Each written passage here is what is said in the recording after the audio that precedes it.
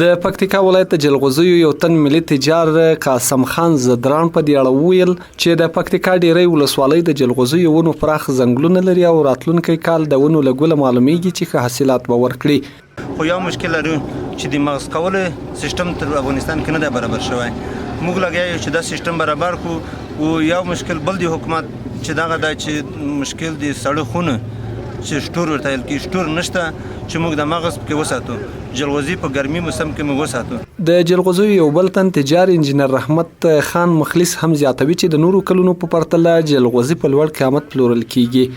هغه ویل چې د پکتیکا ورګون ګیان نه که زیړو کوم نه وړمه برمل ګومل د جلغوزیو ونو پراخ ځنګلونه لري او خلک له دې لارې د خپل کورنۍ عواید ترلاسه کوي. 2 کاله د جلغوزیو تولید د جلغوزیو حاصلات لږ کم شوي دي ځکه چې غرونو ښه حاصل نه دی ورکړی، واورې او بارانونه کافي نه دي شوي.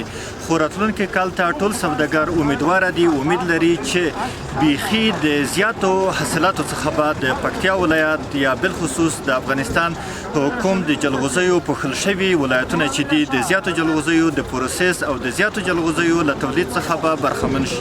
2 تنه نور تجاران بیا وایي چې د جلغوزیو قیمتونو یې سور نیولی، خو زیاتوي چې روان کال حاصلات ښه نه وو، خو راتلونکی کال امیدوار دي چې ونې به یې ښه حاصلات ورکړي. غوښتنه مو دا ده چې موږ ته دغه صلحتونه برابر شي، چې شټور برابر شي، سړو خونو برابر شي. ځنګلات ډېر دي، کال ته خلک ډېر خوشحاله دي. زموږ مالونه صادروي چین ته، دغه نه موږ د اشرف غنی نه ډېر خوښ دی چې کوم قانوني ریټ دی په یخ قانوني ریټ باندې زموږ مالونه لاړ شي. او بل د سپینو ځنغوزیو د مغز شټور دا موږ ته په کابل کې زمينه برابر کړي. د یادونې وړ دی چې یو میاشت وړاندې هم د کرنې د ریاست اړوند د باغدارۍ او مالدارۍ د ملي پروګرام له لوري په ګڼ شمېر کروندګرو د جلغوزیو د حاصلاتو راټولولو لپاره کیچګانې وویشل شوې.